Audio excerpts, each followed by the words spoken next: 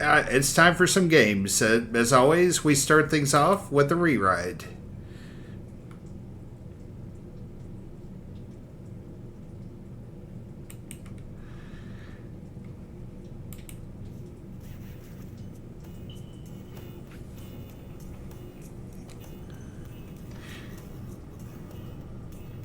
I'm glad to hear you're doing well, Phoebe. Though, I definitely am.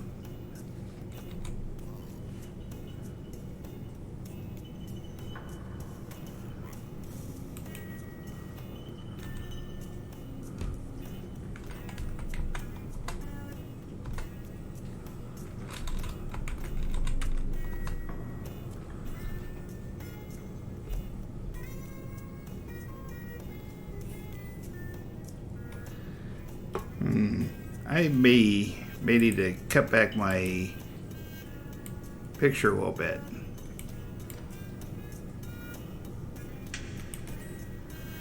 Okay. I think we'll be fine now.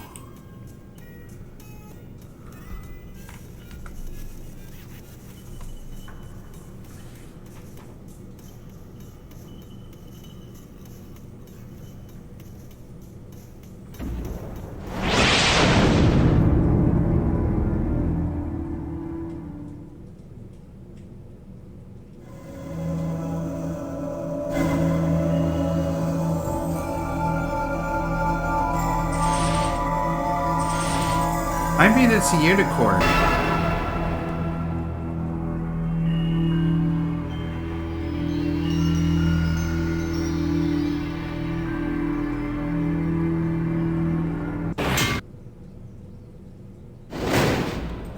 Welcome to the re-ride. It's good to see you. Only one player? Great. I don't like it when it gets crowded in here. Is this your first time on the re-ride? Excellent, thank you. That makes all our jobs so much easier. And these are your buzzers, as per usual. I am required to inform you that this is a non-profit fan project in no way associated with Jackbox Games. Duly noted. You are now ready for the re-ride. I wish you the very best of luck. Well, thank you very much.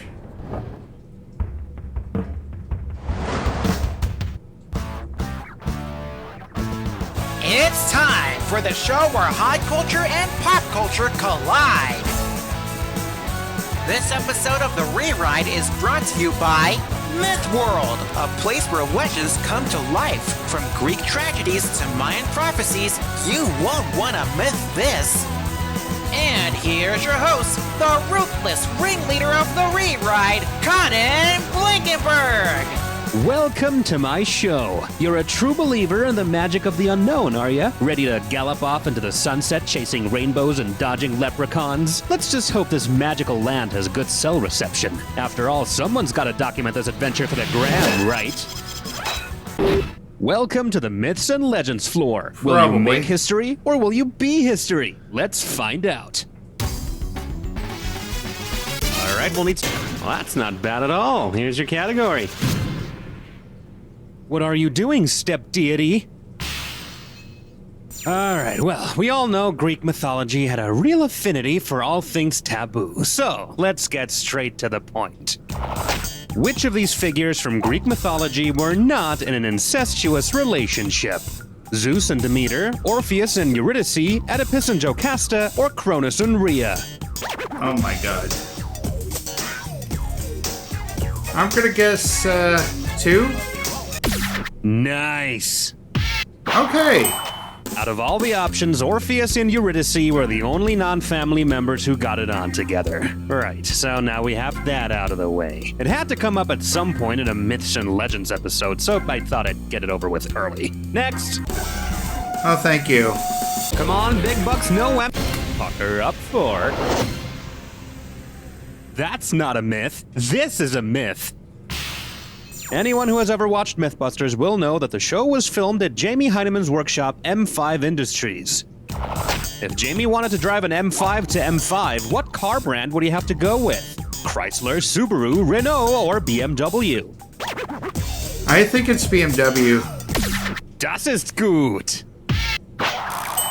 The M5 is manufactured by BMW. But of course, if he really wanted to drive a BMW, he'd first have to become a massive, unapologetic, self-important asshole, like our producer Tyler. Hey, I do use turning signals, you know. See how he thinks that's something worthy of praise rather than basic common courtesy? Oh, screw you. Buzzer select value, it's easy as ABC, let's go. Oh boy, oh boy, oh boy. It's time to play the one and only This or Dat. The category for this This or Dat question is the story of a lovely legend. I'm gonna read you 7 titles, and for each one, I want you to tell me whether it includes the legend of or includes the ballad of. Legend or ballad? Get one right and you'll win some money. Get it wrong or don't get to it in time and you'll lose cash. At least it's not both. And keep an eye on the wire. It fills up in 30 seconds and that's your time. Time to play Dis or Dat. Let's go. Ron Burgundy. He's a legend. Ricky Bobby. Oh. Cora. Alright, Legend of Korra. Irving. Legend. Oh. Buster Scruggs. The ballad. Zelda. Legend. Vox Machina. Legend. That was almost great, but no one's remembered for their almost greatness, so sorry, back into obscurity you go. I mean... Now a quick look at your score. I could live with 5 out of 7. Looks like it's still there. Fantastic. Let's go. Okay, buzz in when you see... Ah, that's pathetic. Here's your category. Wow. Hubris, thy name is Kelvin. Okay, let's take a look at the question then. Which of these suns could Icarus have flown as close to as he liked, considering it's the coldest type of star? A black dwarf, a yellow giant, a red giant, or a blue dwarf? I'm gonna go with Blue Dwarf. What, like a Smurf? Get out of here. Oh. Black dwarves are the remains of dead stars that have cooled to temperatures so low that they no longer emit any light. Perhaps he should just try flying at night. I hear the moon spends a lot of its time waxing as well. I've got a question for you if you've got a valid... And here's what this next question is called. We tried. Diaries of a Parable. Here's an excerpt from the diary of a Greek mythologue. When you know who it's from, buzz in and type in your answer. Day 2135. Pushed the boulder up the hill, it rolled back down. Day 2136. Pushed the boulder up the hill, it rolled back down. Day 2137. Pushed the boulder up the hill, it rolled back down. Day 2138. Pushed the boulder... Whose diary is this?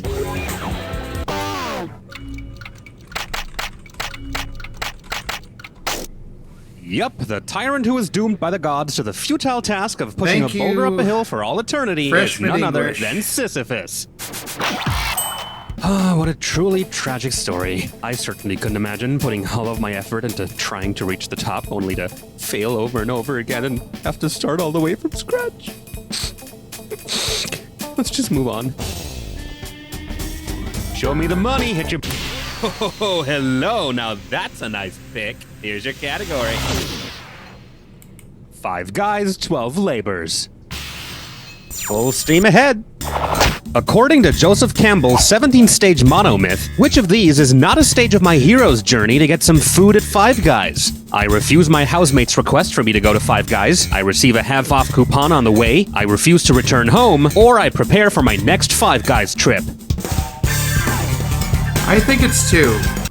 You know, it would be funny if it weren't so sad. Actually, it is quite funny. Ow. In Joseph Campbell's 17-stage model of the hero's journey, the final step is called the freedom to live, in which the hero, transcending the fear of death, lives in the moment, neither regretting the past nor anticipating the future. But of course, the real journey is the fries we ate along the way. All Pick a right. value that looks good to you. Introducing... Redder Ricky. Okay, let's jump right into it.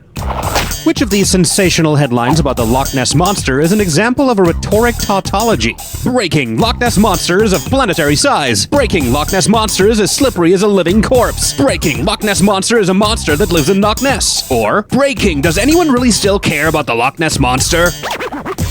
I think the answer is 4. It's still real to me, damn it! Oh. Allow me. A tautology is just saying the same thing twice. Now let's move on to the next question in today's game, which will be the next question in today's game. Oh. Alright, we can't move. Dogs, dogs, dogs, dogs, dogs, dogs, dogs, Gibberish dogs. question time. Alright. This very much looks like a... Oh boy, yup, there it is. It's time for gibberish. Woohoo! Let's take a look at the actual gibberish category for this question then. Just $1 can help save an amphibian in need. Remember, don't dawdle, because that cash is trickling down. Okay, now take a look at this gibberish phrase and tell me what common wisdom it rhymes with. Small toads need a home. Small toads need a home. Small toads need a home. Small toads need a home. First clue, it's a phrase about outcomes, about results, the ends, not the means. In fact, the same outcome can be reached in a lot of ways. Left, right, up, down. Especially if you're trying to get to Italy's capital. Come on, presto, presto. All of the money is trickling away.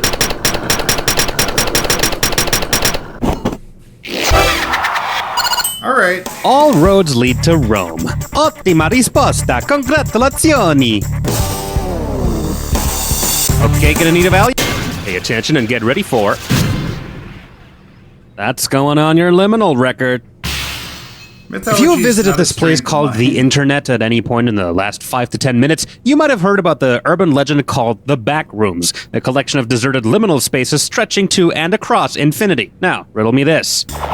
Suppose you entered the back rooms and walked through their liminal spaces until you encountered a limes. How would you presumably react? Wait, it's been the Roman Empire all along? Things sure seem to be approaching infinity around here. Oh, I had no idea this place could support marine life. Or, hey, it's a Japanese shogun. Konnichiwa.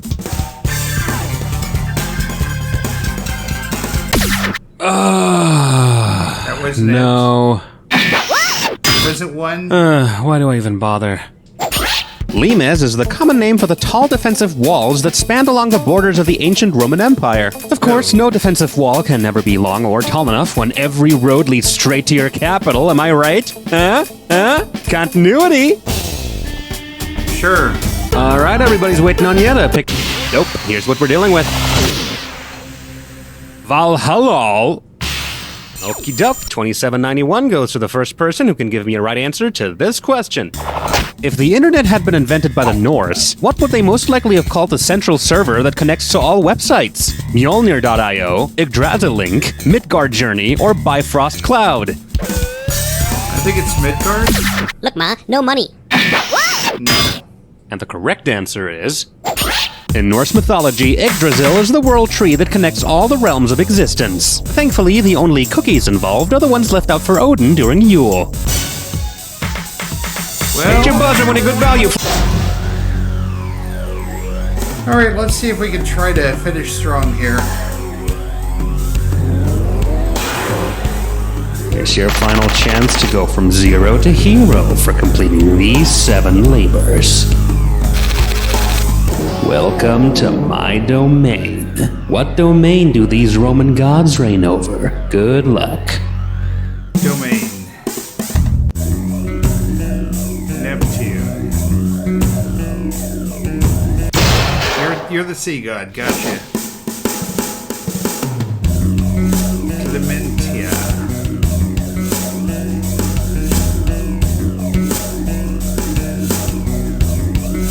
Maybe justice or forgiveness? Oh, Bacchus is wine, definitely. Vulcan, I think was war?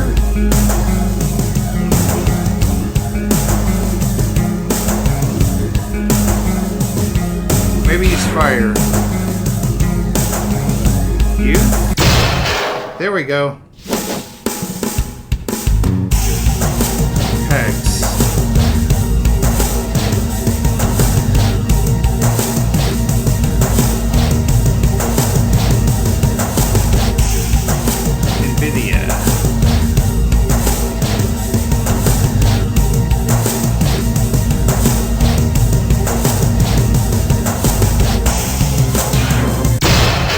Okay, your forgiveness. Gotcha.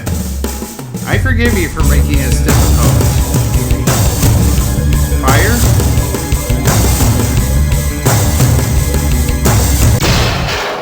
Indeed. Alright, Pax's Peace. Gotcha. Not perfect, but solid. Okay, let's see that final score. And there you have it.